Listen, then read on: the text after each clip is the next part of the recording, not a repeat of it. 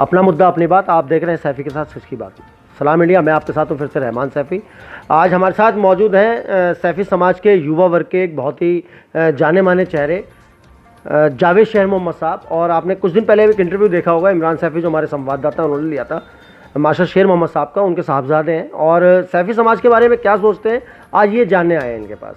जावेद साहब, आपने अपने परिवार में हमेशा देखा है मास्टर जी को समाज के लिए दिन रात एक करने में, उनकी समाज के हक की लड़ाई लड़ें, प्रशासन हो चाहे राजनीति को।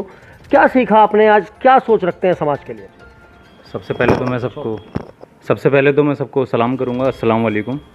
और जैसा कि आप सभी जानते हैं, जो मेरे फादर हैं मास्टर शेर मोहम्मद साहब, वो पिछले 30-35 सालों से बिरादर की खिदमत में लगे हुए हैं।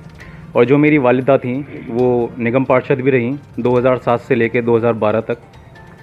उन्होंने भी समाज की हर तरीके से भरपूर मदद की है।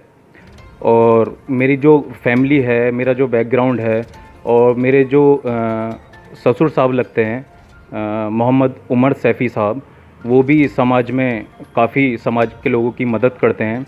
बस इसी तरीके से हम लोग भी पूरी तरीके से समाज की सेवा करना चाहते हैं दिन रात।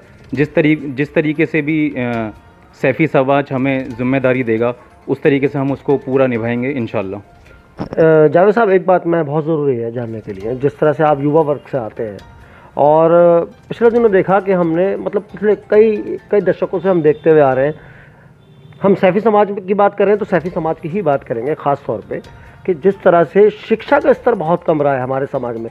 आपकी सोच क्या कहती है शिक्षा के स्तर को आने वाले ज़माने में, या ये जो मौजूदा वक्त चल रहा है आपका, उसको लेकर?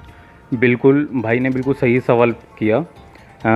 जैसे कि पहले देखा जाता था, जो सैफ़ी समाज के जो युवा थे और जो बच्चियां हुआ करती थी, उनको शिक्षा इतनी अच्छी तरीके से नहीं मिला करती थी। लेकिन आजकल के टाइम में बिल्कुल भी ऐसा नहीं है। जो हमारी एक एनजीओ है, सोफिया एनजीओ, हम उसके ज़रिए से काफ़ी लोगों को शिक्षित बनाते हैं। और वहाँ पे आज की तारीख में तकरीबन 2 से 2,500 हज़ार लोग फ्री ऑफ कॉस्ट, कोई बिना पैसे के शिक्षा लेते हैं। और आजकल का जो सैफ़ी समाज है वो पुराना सैफ़ी समाज नहीं है। आजकल के सैफ़ी समाज में सभी लोग शिक्षित हैं और स्टडी युक्त हैं, तो ऐसा कुछ भी नहीं है। और आने वाले समय में वो और ज़्यादा स्ट्रॉन्ग बनेंगे इंशाल्लाह।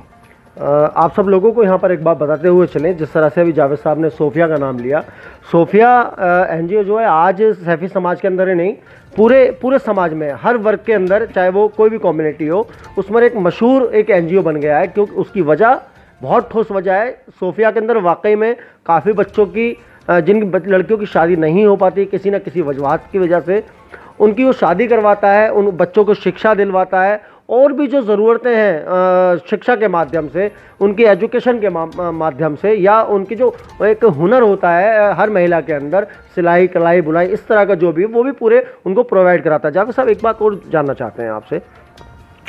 जिस तरह से दहेज एक बहुत पुरानी, हज़ारों साल से चलती हुई एक प्रथा है, जिसके बिना शायद शादियां जो है मुकम्मल नहीं होती।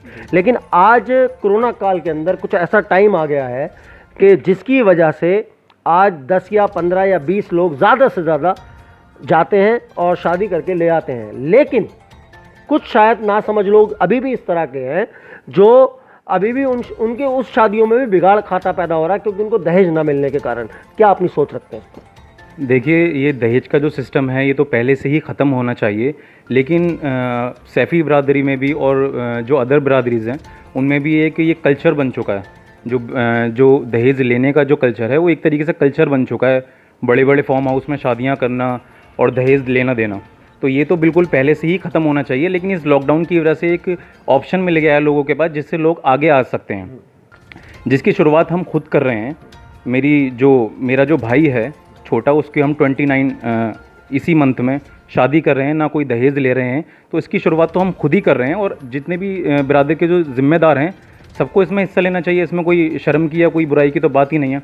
इससे क्या होगा, जो हमारी बिरादर में जो गरीब बच्चियां हैं, जो घर बैठी हुई हैं, जो दहेज के चक्कर में शादियां नहीं हो पाती हैं, वो अपने घर जाएंगे और इंशाल्लाह सारे ही जो काम हैं वो बहुत आसानी से होंगे।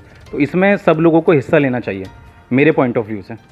जिस तरह से आप युवा वर्ग से आते हैं, अभी रिसेंटली ही जो है मोहम्मद ज़फ़र सैफ़ी साहब का इंतकाल हुआ है, समाज का एक जाना माना चेहरा और एक जानी मानी शख्सियत।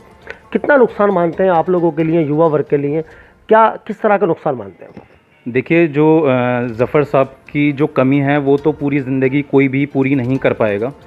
मतलब ये सैफ़ी बिरादरी का एक जैसे एक गाड़ी होती है ना, जिसके 4 पहिए होते हैं, अगर उसमें से एक पहिया निकल जाए तो गाड़ी कभी भी सक्सेसफुल नहीं हो सकती। तो ये जो ज़फ़र साहब का जो जाना हुआ है इस दुनिया से, वो एक तरीके से इस तरीके से ही समझ सकते हैं आप। तो ये बिरादर को बहुत बड़ा झटका है और बहुत ज़्यादा नुकसान भी है, क्योंकि बिरादर के अंदर ऐसे जो समझदार लोग हैं, जो जानकारी वाले लोग हैं, वो बहुत ज़्यादा कम बचे हैं। तो बिरादर को बहुत ज़्यादा नुकसान है इस चीज़ से। एक आखिरी सवाल हमारा, आज जिस तरह से कोरोना काल चल रहा है, सैफ़ी समाज को क्या संदेश देना चाहेंगे आप?